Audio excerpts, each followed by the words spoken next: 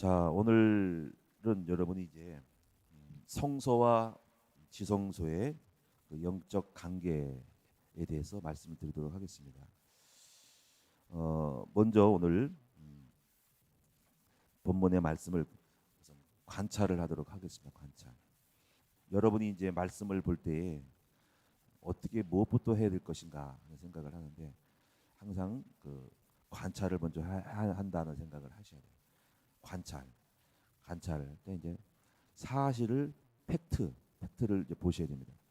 그래서 관찰을 하려면 먼저 중요한 게 단어에 대한 이해를 먼저 하셔야 돼요. 단어 이해. 그다음에 이제 문맥을 구조를 좀 보는 것들, 그런 관찰을 하는 것들을 배우셔야 돼요. 그다음에 육하원칙 따라서 누가 언제 어디서 무엇을 어떻게 왜 이렇게를 배우셔야 돼요.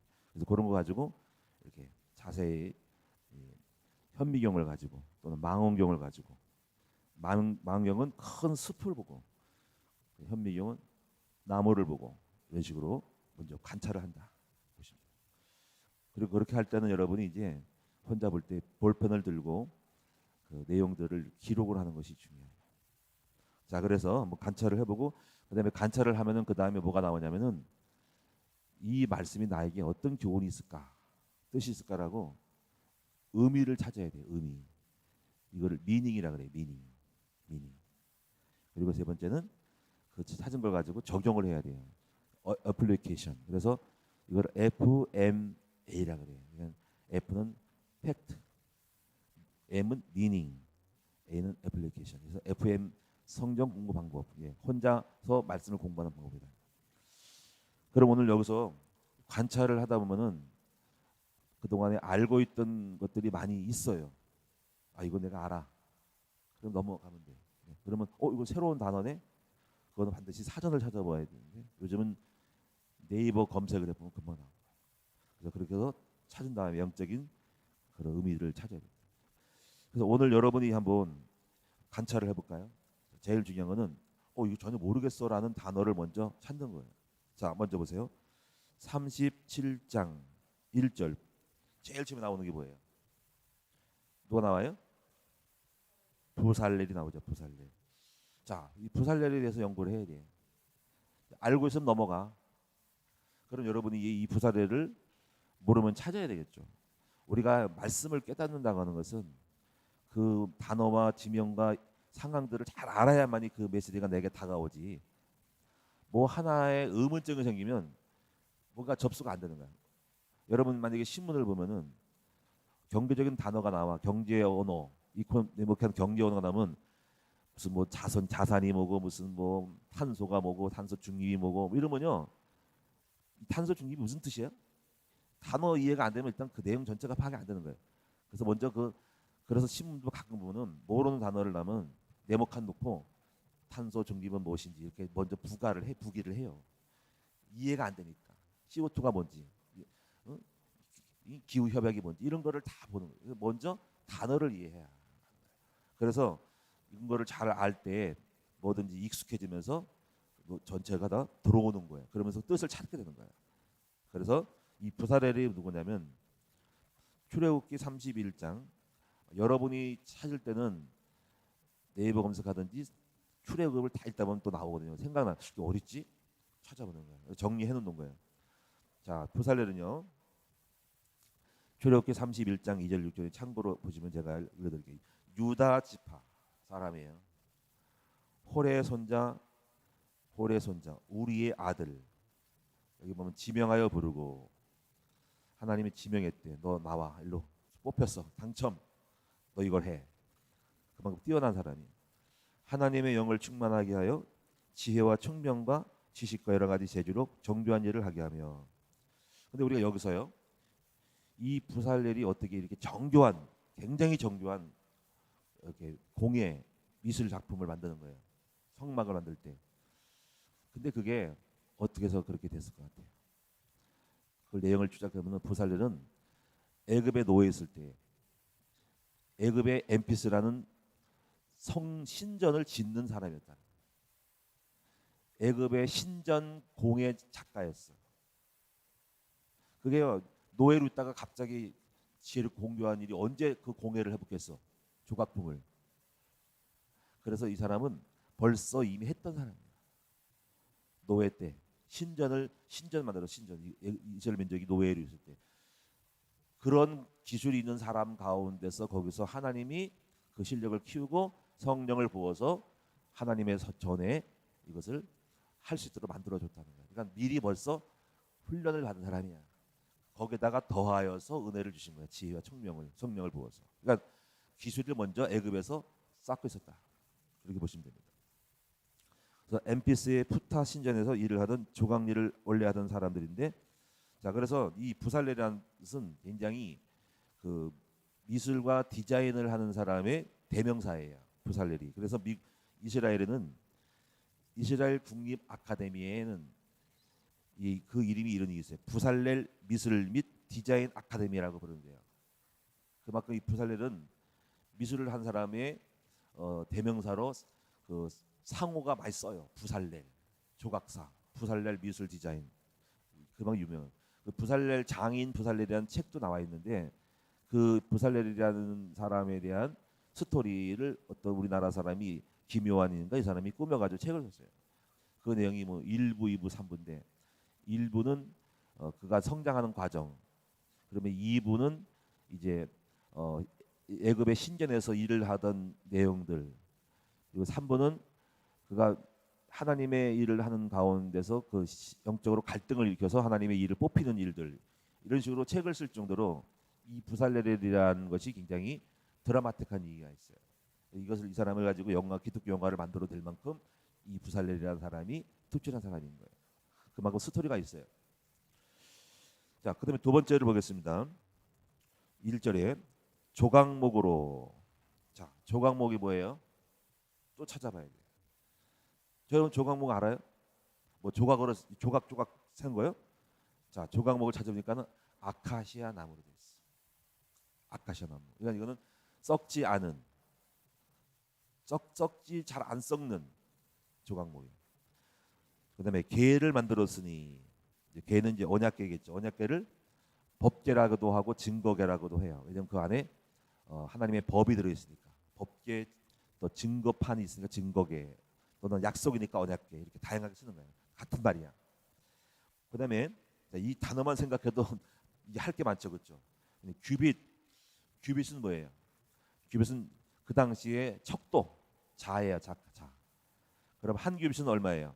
한 규빗은 이 손끝에서 요거 뭐예요? 여기까지가 한 규빗이에요. 여기서 이거 뭐야, 발꿈치 요거 여기서 여기까지가 4. 그래서 이거를 대충 사람마다 차이가 있지만 45cm를 말합니다. 보통 약 45cm. 100% 맞지 않아. 그래서 한 규빗이면 45. 두 규빗이면 얼마예요? 90. 반이면은 45 절반 잘라서 22.5 하면서 그러면 뭐 110 얼마 되겠죠. 그래서 여기 보면은 길이가 두 규빗 반이니까는 괴짝이 90에서 22.5니까는 90, 22, 115.5네요. 115네요. 그래서 115 1m 15. 너비는 한 규빗 반이니까는 뭐 한 70 얼마 되겠고, 높이는 한 규빗 반 75 정도. 그러니까 이렇게 이 정도 괴짝이 되겠네요. 이런 괴짝이, 이런 것이 언약궤였다는, 언약궤. 이렇게 이해하시면 됩니다. 자, 그래서 이렇게 해서 이런 식으로 보시고요. 그다음에 이 성막을 자세히 보면은 금으로 다 씌웠다. 금으로. 그래서 이제 조사를 해보니까는 이 금이 들어간 금이 한 달란트인데 34kg. 금을 쳐서 녹여서 막 이렇게 다 바른 건데 씌우겠죠. 34kg. 쌀이 몇 킬로예요? 20kg인가? 쌀 한 푸대가 20kg예요? 40kg인가? 20kg인가? 예. 그만큼 그 무게만큼 금이 있다는 거예요. 여기서 우리가 특징을 살펴보면은, 지금 관찰하는 중에 관찰. 성막에는 바닥재가 안 나와. 여러분 성막에 바닥재 없어. 그렇죠? 왜 그럴 것 같아요? 아마 조각목으로 바닥을 깔 수도 있잖아요. 이렇게 바닥에 이런 거. 근데 성막에는 바닥재를 나온 적이 없어. 왜 바닥재 없어서 맨 땅으로 할까? 그것은 이거예요. 땅은 세상을 말하는데 하나님의 나라 성전은 지상 속의 세상의 흙의 불순물에 묻혀 있어도 거룩하게 존재한다는 거지. 그래서 교회는 세상에 있어. 교회는 이 100곳에 있고 하나님의 나라의 교회는 세상이 흑암이 세균이 육술거리는 곳에 세상에 존재하는 거야. 그래서 거기서 거룩한 행위를 하는 거야. 교회 밖에는 지금도 여전히 물론 여기는 환경이 좋아도 여기 교육도시라 교육지역이라 당구장 없지 노래방 없지 여기는. 그런데 다른 데 가봐. 다른 데는 술집 노래방 뭐 유흥업소 많잖아. 그런 가운데 교회도 있어. 그래서 어차피 교회는 이 땅을 밟고 있는 거야. 이 땅의 흙에 바닥재 없이 땅과 밀접한 현장 가운데서 존재하는 것이 교회라는 것입니다. 그런 의미가 되겠습니다. 그다음에 이제 두 번째로 관찰할 수 있는 내용이 뭘까요? 가장 중요한 것은 문맥을 봐야 되죠. 문맥. 그래서 이 내용을 딱 문맥 보면은 읽다 보면은 문맥이 정리돼. 문맥은 하나의 그 특징적인 거를 구조를 뭉쳐서 분류를 시키는 작업이지. 분류 작업. 여기 보면은 1절에서 9절까지는 뭐냐면 언약궤에 대한 이야기 이렇게 정리를 해놔야 돼요. 그다음에요 10절에서 16절에는 떡상을 만들다. 그다음에 17절부터 24절은 등잔대를 만들다. 그다음에 25절부터 28절까지는 분향단을 만들다. 그다음에 29절은 이게 잘라야 되는데 이거를 보면은 간유와 정결한 향을 만들다. 그래서 간유는 기름이야. 향기름, 향품 중에서 기름을 짜서 만든 거야. 그다음에 간유하고 향하고 달라요. 향은 향이고 여기 기름이야. 기름은 어디겠어요? 이거는 성전의 기구를 이게 발라. 성전 기구 이런 걸 갖다가 이렇게 왁스를 칠하듯이 바르는 것이 관유예요. 관유. 그래서 그리고 향은 제단에 이렇게 불을 펴놓고 향 꽂잖아. 향을 말하는 것입니다. 자, 이렇게 구조가 되어 있습니다. 근데 여기서 이제 중요한 거는 뭐냐면은 이제 특징들을 보면은 이제 이걸 영적으로 잘 보셔야 돼요. 이 언약궤 위에 속죄소가 있어. 속죄소는 따로 이렇게 뭐가 있는 것이 아니고 이 언약궤 위에 붙어 있어. 붙어 있대. 여기서 그룹 천사들이 모양이 이렇게 한쪽에 있고 한쪽에 있어요. 이 붙어 있어요. 그래서 이것이 하나의 형태를 이루면서 마치 언약궤 법궤 안에 이거를 발을 밟고 양쪽에 천사들이 호위하는 모습인데 가운데는 주님의 임재를 말하는 거예요. 주님의 임재. 여기서 중요한 의미가 여기서 제가 드리고 싶은 말씀이 하나님의 이 백성들을 다스리고 통치하는 통치 방식에 대해서 이거를 여러분 아셔야 됩니다. 자, 그다음에 이제 여러분이 이제 좀 관철을 좀 넘어가고 나머지 정리해서 이 의미는 그때 말씀드릴게요. 그다음에 진설병 떡상은 이제 이 떡상도 이동할 채가 같이 만들었어요. 채는 고리를 항상 4개 만들어. 이런 나무 개짝에는 언약궤는. 그래서 고리를 깨서 2사람이 4사람이 들고 가는 거야 이렇게. 왜냐하면 성막은 이동을 해야 되기 때문에. 그래서 이 떡은 곧 말씀이에요. 그리고 이 말씀은 우리를 바꾸고 변화시키는 거예요. 그다음에 이제 등대를 제작을 등대의 핵심은 빛이에요. 그래서 빛은 밝음이에요. 중요한 거 지금 밝음이 왜 중요한지 열도 중요하지만 빛은 밝은 거예요. 어둠을 비치는 거, 어둠을 없애는 것이 빛이에요. 자, 이게 왜 중요한지 나중에 보셔야 됩니다. 그다음에 이제 향은 기도를 상징을 해요. 그래서 여러분 지난번에 우리가 향에 대해서 말씀드렸을 때 출애굽기 30장에 5가지 종류를 섞어서 향품을 만들었죠. 그 첫째가 소합향.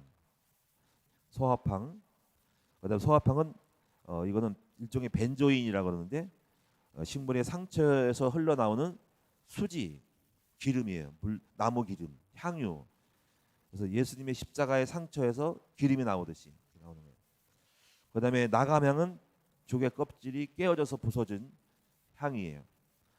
풍자향은 자극적인데 다른 풍부하다는 뜻이고 다른 향과 향기를 좀 다른 것을 향을 배합하면은 향기가 더 좋게 오랫동안 나온다는 것입니다. 그래서 그다음에 유향은 이제 유향은 뭐냐면은 이거는 그 나무의 그 기름을 말합니다.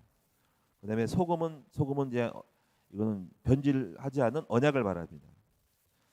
이렇게 해서 이제 여러분이 이제 하고 간유는 향기름인데 몰약, 육회, 창포, 감람기름, 계피 이런 걸 짜서 거룩한 기름이 나오게 만들어서 이거를 바르는 거예요. 자, 이렇게 해서 이제 이 성막 안에 있는 구조를 지금 말씀드렸어요. 자, 그럼 우리가 여기서 이제 중요한 교훈이 하나 있어요. 그게 뭐냐면 이거를 여러분 잘 깨닫고 성막에 대한 구조를 단순하게 그렇다고 하면 안 되고 이게 모든 것은 이제 그 지성소와 성소로 이게 서로 양 쌍방이 응하는 거예요. 다시 말하면은 하나님은 지성소에서 우리를 다스려요. 그래서 이 다스린다는 것은 하나님의 뭐냐면 통치 방식이에요. 이게 하나님 통치 방식. 자, 그러면 여기서 중요해 보세요. 자, 언약 안에서 하나님 백성이 이제 나올 때 이제 속죄를 하는 거야. 속죄를 하면은 하나님과 화목돼요. 화목됐을 때 하나님이 그 가운데 속죄된 화목된 백성들에게 하나님이 임재로서 우리에게 응함으로써 통치하시는 거야. 그 통치는 축복일 수 있고 심판일 수가 있어요. 이것이 하나님의 통치 방식이에요. 그러니까 성전에 이걸 그래서 시온소라 그래. 시온소. 시온소는 은혜를 베푸는 거야. 이게 지성소의 이야기야. 그래서 반드시 백성은 속죄가 여기서 속죄를 해서 언약 안에서 속죄가 이루어져야 돼. 그냥 속죄의 기준은 언약궤를 발등상 삼고 발판 삼고 언약의 기준에 부합할 때에 속죄가 이루어지고 그때 은혜를 베풀어 주는 일이 벌어지는데 그것이 응답이 되는 거예요. 그래서 속죄가 안 돼. 뭔가 합이 안 돼. 하나님과 불화가 되고 막히면은 하나님이 쉬운 은혜를 베풀 수 없어요. 이것이 하나님의 통치 방식인 거예요. 그래서 이거를 여러분 잘 아셔야 됩니다. 그래서 하나님의 통치가 자꾸 이루어지는 사람은 응답을 많이 받아요. 왜냐하면 그 사람이 하나님과 늘 화목했다는 거야. 시은소 화목했기 때문에 하나님이 그에게 응하여서 많은 삶의 문제를 꺾었는데 문제가 안 풀려. 그것은 그 사람이 뭔가 속죄가 안 돼서 하나님과 화목이 안 돼서 하나님이 응답을 할 수 없고 오히려 더 세면은 심판과 고난을 주는 것으로 하나님이 다스리시는 거예요. 그 지성소는 하나님의 통치 방식을 말한다는 거죠. 그럼 우리가 여기서 통치에 대한 하나님의 백성이 성소에서 행위를 해야 돼요. 그 행위는 뭐냐면은 그 행위를 하는 과정을 통해서 하나님이 속죄가 이루어지면서 은혜를 베풀어 주는 거예요. 그것은 성소야. 그래서 이 지성소와 이게 제가 지성소에 있다면은 요 가운데 시장이 있고 성소야. 성소에서 점점 마당에서 밟고 올라와서 행위가 돼서 영적으로 들어가서 이게 지성소로 나아갈 때 지성소에서는 여러분에게 하나님의 통치로 응해줘. 그게 시운소야. 시운소. 그래서 시운소에서 하나님과 화목이 이루어져야 돼. 그래서 막히면 안 되는 거야. 그래서 예수님이 시장을 찢어버리면서 막힌다는 걸 드렸죠. 그러면 성소에서 할 것은 뭐예요? 아까 말씀드렸죠. 딱 크게 세 가지야. 하나는 떡, 등대, 분향이거든요. 그러면 떡은 말씀과 등대는 기도고 말씀과 기도와 그리고 중심이에요. 향은. 그래서 이 중심적인 게 기도라고 하는데 특징이 뭐냐면 말씀으로 전부 거룩해져야 돼요. 변화가 돼야 돼요. 그래서 말씀은 무조건 먹고 메시지를 듣잖아요. 말씀으로 여러분이 변화돼야 돼요. 말씀으로 틀에 거룩하게 돼서 우리는 진리로 거룩해진다 이거야. 말씀과 기도로 변화되는 거야. 그래서 여러분이 변화된 사람이 돼야 돼. 그리고 여러분이 등대는 빛이에요. 빛은 밝아야 돼. 그래서 어둠이 있지 않아. 그래서 여러분이 아버지 앞에 나올 때 여러분이 뭐가 죄가 있는지 기분이 나쁜지 누가 미운지 짜증이 난지 어두워. 그러면 여러분 예배 실패한 거야. 죄를 품고 있어. 어둠을 품고 있어. 흑암을. 그러면 여러분이 이게 얻은 사람들은 지성소에 나올 수가 없어요. 나오지 못해서 하나님이 여러분이 하나님과 속죄가 안 됐기 때문에 불화해서 하나님의 시은을 베풀 수 없어. 은총을 베풀 수가 없는 거예요. 그래서 오늘 여러분이 항상 예배 때에 뭐 어두워서 왔더라도 교회 와서는 회개하고 속죄를 받아서 빛이 나야 돼. 밝아야 되는 거야. 그래서 여러분이 그 향을 드릴 때는 중심이, 기도는 중심이에요. 중심이 여러분 속에서 소합향으로 내 마음속에 상처가 치유되어지고 나가명으로 자아가 깨어지는 마음으로 나아가고, 그다음에 여러분 무슨 향입니다 이게? 풍자향으로 나가고 향기로운 유향이 나오고, 그리고 믿음이 딱 생겨서 이렇게, 그렇게 5가지를 이걸 왜 변질시키지 않냐면은 그걸 꼭 지켜야 한다는 거야. 이거 왜 섞으면 안 되는 거야. 그렇게 영적으로 자 향이 나올 때에, 그때 하나님이 그때 그 상태가 온전하게 될 때에 하나님이 여기서 하나님의 비열의 속죄가 이루어지고 하나님이 여러분에게 은혜를 베풀어주는 이 통치가 여러분 속에 이루어지는 거야. 이것이 여러분 속의 삶에서 자꾸 이루어지는, 항상 밝고 항상 사람이 바뀌고 중심이 있게 되면은 주님과 합이 돼서 하나님이 지성소에서 하나님 여러분에게 희은을 베푸는 응답으로 계속 여러분을 쏘아보기 때문에 거기서 응답이 많이 생기는 거예요. 여러분 응답이 많이 못 받은 사람들은 하나님과의 지성소의 속죄소가 안 되고 화목이 안 되고 시은이 안 된 거야. 은총을 안 내려준 거란 말이야. 이게 그래서 이 지성소는 하나님이 내리시는 거고 성소는 주님이 나오시는 거예요. 여러분이 응하는 거예요. 그러니까 서로 쌍방이 지성소 성소에서 교제하는 거예요. 하나님은 이에서 내리시고 지성소 내리시고 성소는 여러분 응하는 거야. 이것이 합당이 될 때 속죄가 되고, 그래서 하나님이 은총을 베풀어 주는 것이고, 이것이 기준이 언약 안에서 이루어진다는 거죠. 이 2가지의 쌍방관계를 잘 하셔야 됩니다. 그런데 이제 이것이 이제 우리가 이것을 구약에는 대제사장이 그런 하나님의 시온의 형태를 1년에 한 번만 했어요. 그러니까 그 사이에 어떤 문제가 있을 수 있죠, 그렇죠? 응답을 없는 거잖아. 그래서 하나님이 대제사장이 죽을 수도 있고 또 해야 되는데 안 되기 때문에 예수님께서 오셔서 이 땅에 그 모든 제사제들을 다 개혁을 한 거야.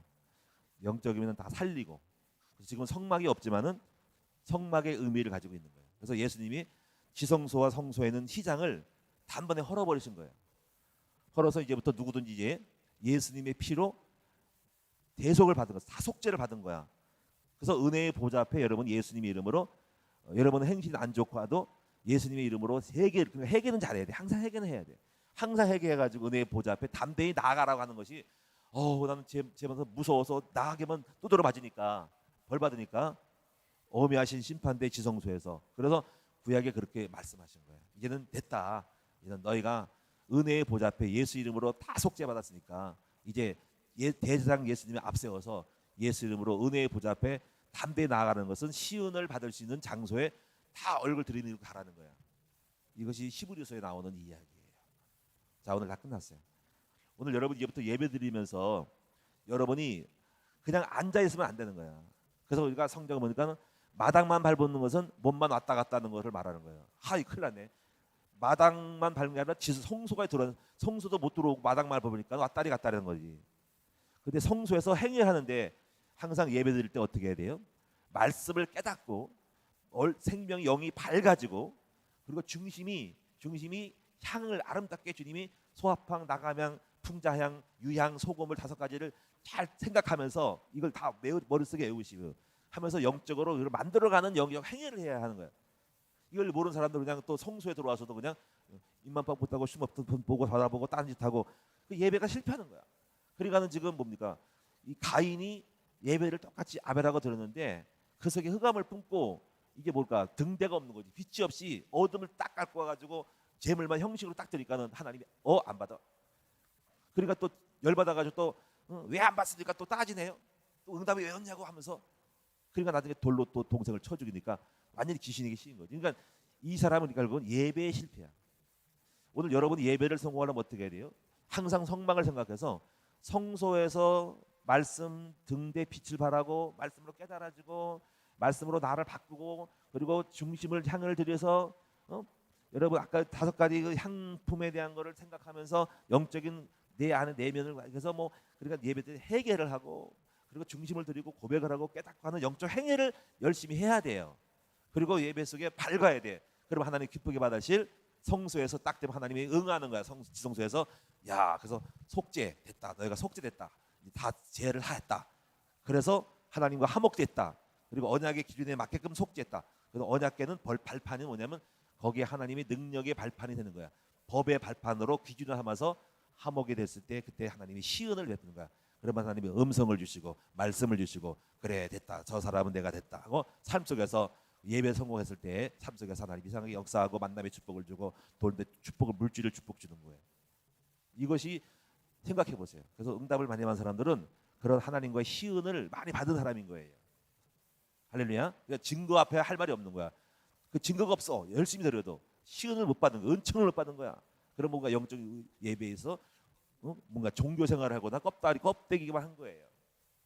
오늘 여러분이 이제부터 여러분 예배에 대해서 누구 눈치 볼 것도 없어. 하나님과 나 사이에 진정한 성소에서 행위를 하면서 하나님이 시은을 베푸시는 자리까지 가는 것은 여러분 책임인 거예요. 지금부터 여러분 그런 의미를 알고 형상을 만들어야 돼. 그림을 좀 그리면서 눈에 안 보이지 않지만은 지성소에서 은총과 성소에서 행위를 영적인 안목을 가지고 이걸 자세히 알아가지고 이제부터 예배에 성공하는 여러분 되셔서 하나님의 은총을 많이 받는 여러분 됐으면 좋겠어요. 그래서 오늘 제가 드리고 싶은 말씀은 지성소에 뭐가 등대가 이렇게 하는 것이 아니라 여러분이 성소와 지성소의 쌍방 교제에 응하는 관계를 알고 이제부터 여러분 예배에 성공하시는 여러분 됐으면 좋겠다. 기도하도록 하겠습니다. 살아계신 전능하신 아버지 하나님, 이제 출애굽기가 거의 끝나가는데 오늘 성소와 등대의 여러 가지 성소를 배우면서 오늘 말씀을 잘 기억하면서 내가 드려지는 예배가 질적으로 하나님이 받으실 만한 흠양될 만한 예배가 되어서 하나님 언약궤 안에 지금도 하늘 언약궤 안에서 하나님의 지성소에서 이제 예수님의 이름으로 나아가는 모든 백성들에게 시온 은총을 베푸시는 그런 하나님, 그리고 그 은총을 베푸시는 가운데서 주님이 축복을 주기도 하고 심판을 주기도 하는 그 다스림 속에서 하나님이 우리를 이끌어 가시는 것을 보시면서 이제 우리는 이 예배를 실패하지 않고 성공하는 은혜의 부자 앞에 담대히 나아가는, 그래서 시은을 받는 우리 모두가 다 합격을 해서 속죄가 되어져서 하나님이 은총을 내려주시는 놀라운 날마다의 예배가 되도록 더 인도하여 주시옵소서. 그래서 오늘 하루도 행복하고 오늘 하루도 날마다 하나님이 기뻐하는 사실적인 응답 속에 들어가게 하여 주옵소서. 거짓말쟁이가 되지 말자 하시옵고, 아버지 주님, 우리는 하나님 우리의 중심을 보시기 때문에 아버지 그 중심을 보시고 하나님 우리에게 시은을 베푸시는 사람들이 있습니다. 그런 축복 속에 들어가는 우리 모두가 되게 하여 주시옵소서. 오늘도 귀한 예물 드림을 감사드립니다. 하나님 예물이 복 주시고 하나님이 풍성케 하여 주시옵고 이 예물이 하나님 받으실 만한 합당한 중심적인 예물 되도록 인도하여 주시옵소서. 예수님의 이름으로 감사하며 기도드리옵나이다. 아멘.